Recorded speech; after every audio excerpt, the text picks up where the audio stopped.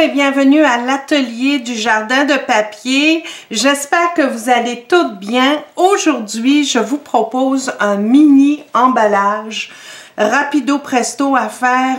Pâques est à nos portes.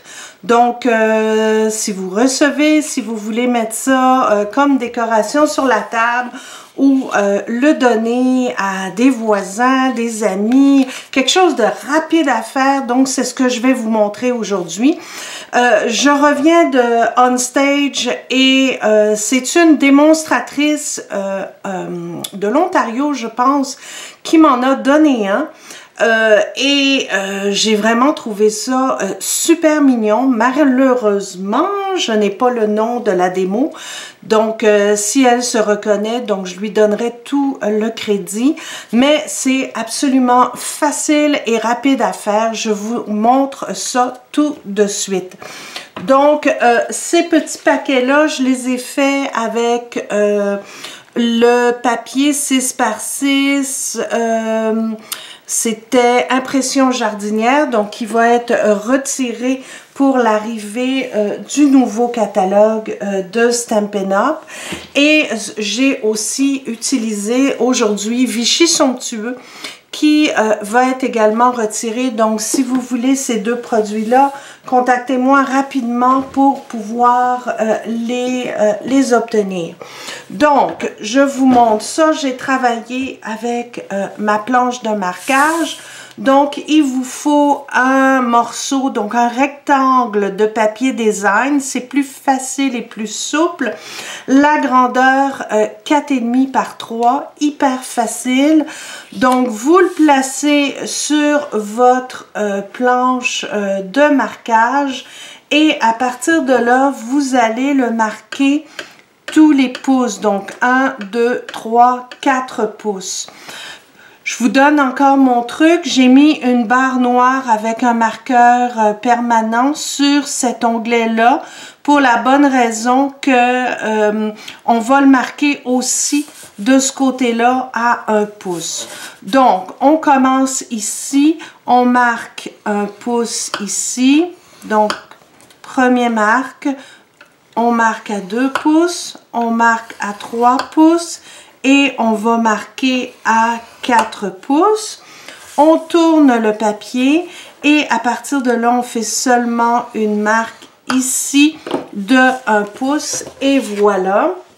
Donc, vous prenez vos ciseaux et vous avez ici un tout petit rectangle. C'est facile à voir, donc je ne sais pas si on le voit bien ici.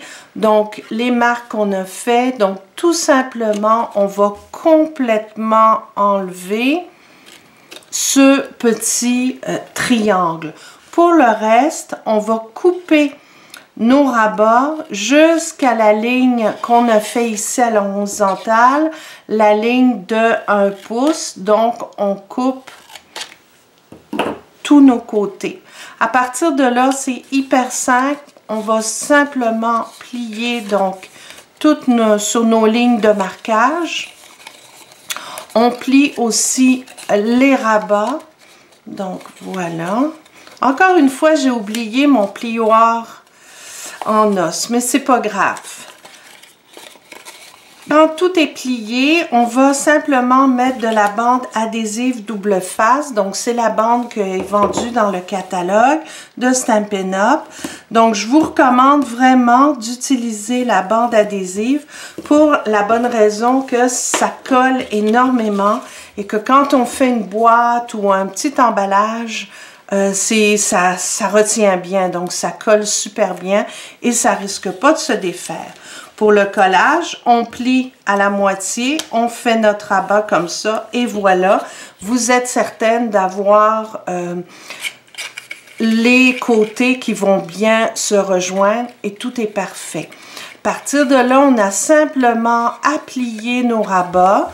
On va mettre une petite bande, un petit morceau encore de bande adhésive dans le ici, je le mets en diagonale pour que ça tienne bien, comme ceci. Et on enlève la couche protectrice. Voilà. Et on va simplement le rabattre comme ça et le coller. Donc, on appuie bien et voilà. Donc, pour faire l'emballage, on a juste à pousser sur les côtés comme ça et voilà. Donc, vous pliez le haut, vous appuyez bien et votre emballage est prêt. À partir de là, on va mettre à l'intérieur un petit œuf. C'est vraiment fait, c'est parfait pour rentrer un petit œuf, vraiment quelque chose de super mignon. Et vous prenez une agrafeuse et vous allez simplement attacher le haut de votre contenant. Vous pourriez aussi faire un trou, passer un ruban, c'est comme vous voulez. Moi, j'ai pris une agrafeuse pour aller beaucoup plus vite, mais vous pouvez le faire de la façon que vous désirez. À partir de là, je prends la perforatrice du haut de papillon. Je vais découper un papillon avec mes restants de papier. Donc, je fais un petit contraste. Le grand va être en narcisse délice et l'autre en bleu béguin. Donc, je fais un petit contraste comme ceci. Donc, on va les coller. Vous pouvez prendre des glue dots. C'est beaucoup plus facile. Donc, je vais prendre mon glue dot comme ça. Et je vais aller le coller au centre de mon grand papillon. Je relève un petit peu les ailes pour donner un petit peu de mouvement à ma décoration. La même chose de l'autre côté. On remet un glue dot dans le centre du grand papillon et je vais aller le mettre ici sur mon petit emballage pour cacher finalement la petite agrafe qui est en haut. Et voilà. Donc, si vous voulez, vous pouvez mettre tout simplement une petite perle.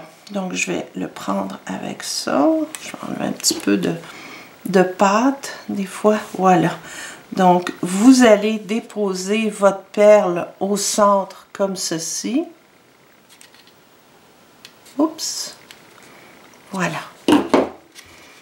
Et voilà, vous avez un beau petit emballage. Rien ne vous empêche de mettre une étiquette avec marqué Joyeuse Pâques. Moi, je les ai laissés vraiment très simples. Donc, ça va, je vais les utiliser pour mettre sur mes tables, sur les assiettes de ma table de Pâques. Ça va être super mignon. Je vous rajoute un petit truc. Donc, moi, j'ai fait faire cet appareil-là par mon père. Pour faire des nœuds de ruban, faire des boucles avec les ficelles. J'ai souvent des démos et des clientes qui me demandent « Mais comment tu fais pour avoir des rubans toujours parfaits? » Donc, j'utilise toujours ce petit appareil-là. C'est hyper facile. Vous prenez une planche de bois, vous faites des trous. Moi, j'en ai 6 et avec des tiges de bois, ben, ça vous permet de mettre la grandeur désirée au niveau de votre ruban. Donc, par exemple, si je décide de faire une boucle pour décorer mon petit emballage, la seule chose que j'ai à faire, et c'est ça qui est merveilleux, c'est qu'on n'a pas besoin de couper à l'avance au niveau de la ficelle ou du ruban. Donc, ça évite le gaspillage. Donc, ce que je fais, c'est que je prends ma ficelle, je la mets comme ça, je la tourne autour, je la passe par-dessus, je l'amène, oups, attendez, je la passe par-dessus, je l'amène comme ça. Et la seule chose que j'ai à faire, c'est de terminer ma boucle et de faire comme ceci. Donc, automatiquement, ma boucle est parfaite. Je ne gaspille pas parce que je découpe la quantité dont j'ai besoin et ça vous fait toujours des boucles parfaites pour décorer vos projets.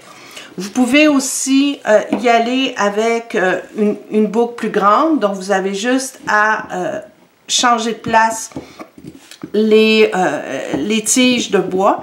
Mais on peut aussi, bien sûr, si on le passe plusieurs fois de cette façon-là, donc ça vous permet de faire des boucles doubles, comme je fais souvent, ou même triple si on le repasse une autre fois. Donc, c'est hyper facile à faire. Si vous avez quelqu'un de bricoleur à la maison, il peut vous fabriquer cet outil pour faire vos boucles et vos rubans. Donc, voyez-vous, ici, je l'ai fait en triple. Je vais essayer de m'approcher pour que vous puissiez voir de quelle façon il faut procéder. Donc, là, je vais le recommencer pour que vous puissiez voir. Ce que j'aime beaucoup aussi de cet outil, c'est que ça reste en place, donc on n'a pas besoin de tenir quelque chose dans la main. C'est toujours assez difficile. Il y en a que je vois qui font leur boucle avec des fourchettes. C'est compliqué. Donc là, on reste bien en place. On ajuste notre ruban comme on veut, on peut le ramener comme ça. Donc, c'est hyper facile. Donc, on ramène la boucle en avant. Cette partie-là, donc la partie qui est coupée, on la passe totalement en dessous de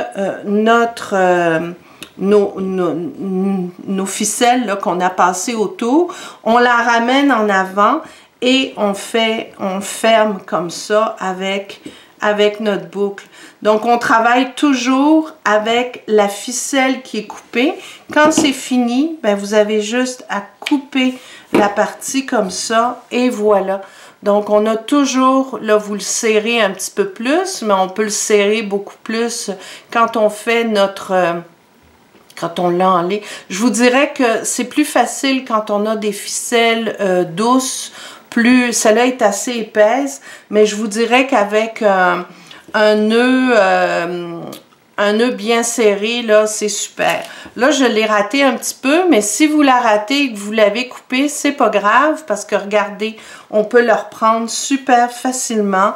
Donc, on le tourne le nombre de fois qu'on veut. On met nos ficelles égales, parce que là, cette fois-là, elles sont coupées. Donc, je le passe comme ça par en dessous. Je le ramène en avant et là, je vais faire ma boucle et on va vraiment très, très serrer. Voilà, pour que ça tienne bien et ça vous fait une boucle parfaite pour un projet ou pour une carte, pour décorer une boîte. Et ce que je fais souvent, c'est que je défais un petit peu les côtés pour que ça paraisse. Donc là, j'en ai fait une triple. Elle est vraiment très, très épaisse, mais ça vous donne une idée. Donc, super facile à faire. Vous pouvez mettre la largeur que vous voulez au niveau des trous. Et voilà. Donc, c'était mon petit truc de la journée. Mais n'oubliez pas de créer ces petits contenants hyper faciles à faire. Pour terminer, avant de vous quitter, je vous présente le nouveau catalogue de Stampin' Up 2019-2020. Donc, le voici en grande première. Je n'ai pas encore le droit de vous montrer l'intérieur du catalogue, mais je peux vous dire qu'il y a des merveilles et que à compter de la semaine prochaine, je vais commencer à vous montrer les nouveaux projets. N'oubliez pas que le catalogue 2018-2019 sera retiré à compter du 3 juin. Donc, si vous voulez commander certains items qui font partie du catalogue actuellement, je veux qu'on conseille de le faire rapidement puisque ces produits-là sont retirés à vie et qu'il ne sera plus possible de les obtenir. Donc, merci de votre visite. Merci d'avoir visité jardindepapier.com et je vous souhaite de très joyeuses Pâques. Et on se voit à compter de la semaine prochaine. Merci de votre visite et bonne création.